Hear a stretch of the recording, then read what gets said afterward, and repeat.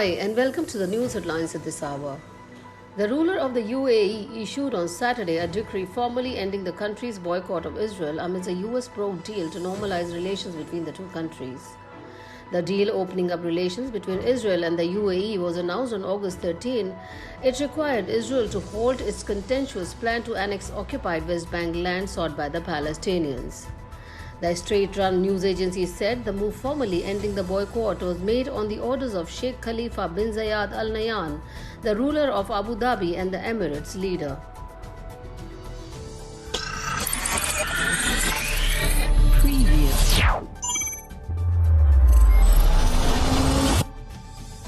China must build an impregnable fortress to maintain stability in Tibet, protect national unity and educate the masses in struggle against splitism, President Xi Jinping told senior leaders and state media on Saturday. China seized control over Tibet in 1950 in what it describes as a peaceful liberation that helped the remote Himalayan region throw off its feudalist past. But critics led by exiled spiritual leader the Dalai Lama say Beijing's rule amounts to cultural genocide.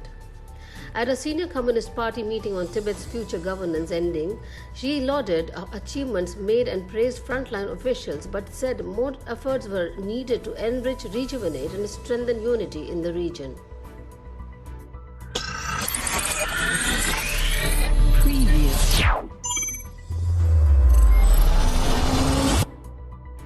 China must build an impregnable fortress to maintain stability in Tibet, protect national unity and educate the masses in struggle against splitism, President Xi Jinping told senior leaders and state media on Saturday.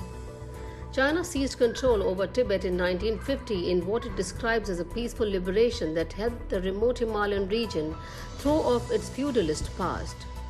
But critics led by exiled spiritual leader the Dalai Lama say Beijing's rule amounts to cultural genocide.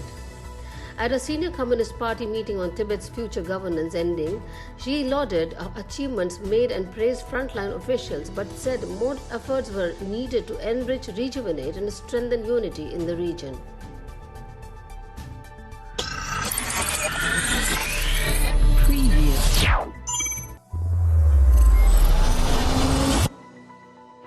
Thousands of people have marched through the Mauritian capital Port Louis in protest at the authorities' handling of a massive oil spill and the discovery of 39 dead dolphins. Many wore black and waved the national flag while hanking horns and drumming. Many called for the government to resign and had t-shirts with the inscription, "I love my country, I am ashamed of my government." It is the biggest protest the country has seen in recent years. About 1,000 tons of oil spilled into a sanctuary for rare wildlife after the Japanese ship MV Wakashio struck a coral reef on 25th of July.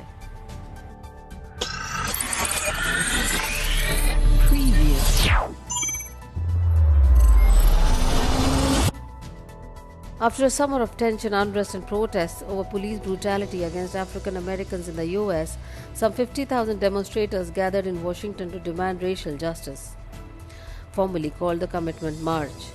"Get your knees off our necks," a reference to George Floyd, who was killed in police custody in May after a policeman knelt on his knee for several minutes. Speakers urged attendees to vote for change. The 2020 march fell on the 57th anniversary of the 1963 Civil Rights March on Washington, an iconic event in American history credited with spurring the passage of the Civil Rights Act outlawing segregation the following year. Yolanda Renee King, the granddaughter of Martin Luther Jr., was among Friday's speakers. The event was organized by civil rights leader Reverend L. Sharpton and the eldest son of Martin Luther King Jr., Martin Luther King III.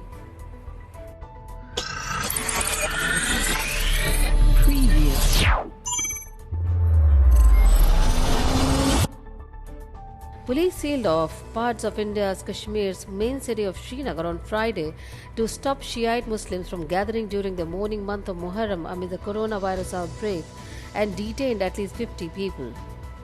Kashmir authorities have this year banned Muharram gatherings in which worshippers flock themselves with steel-tipped flings on or slash their bodies with knives to mourn Imam Hussain, a grandson of Prophet Muhammad. Shiite crowds tried to gather in parts of Srinagar but some were thwarted by police roadblocks and by officers searching vehicles, and other chanting slogans were chased down by police. At least 50 mourners were detained in Srinagar who defied the restrictions, a police officer said. Some scuffled with police before they were taken away.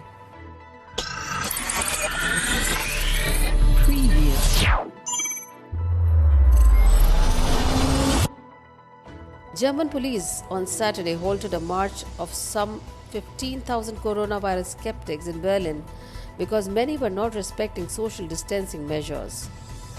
The mass protest against pandemic restrictions has been allowed to go ahead after a bitter legal battle. But it had barely begun at 9 a.m. GMT at the city's iconic Brandenburg's Gate when it was forced to stop due to a police injunction.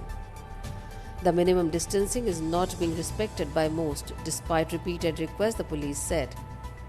There is no other option than to break up the gathering. After the announcement, the demonstrators shouted, "Resistance" and "We are the people," a slogan often used by the far right, and sang the German national anthem.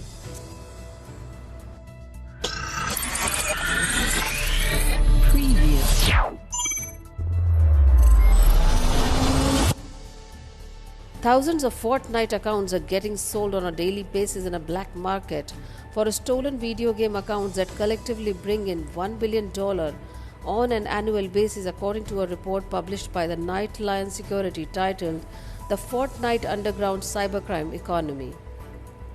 Hackers take advantage of cracking tools that allow them to reach an average of nearly 500 accounts per second. The report said that the tools can see whether the account can be unlocked with credentials that show up from past data breaches that are unrelated to Fortnite. Different Fortnite accounts have been valuable in skins that can alter a player's avatar. These accounts on an average sell between $200 to $250 each. This is Jyoti reporting for Our Voice. Preview.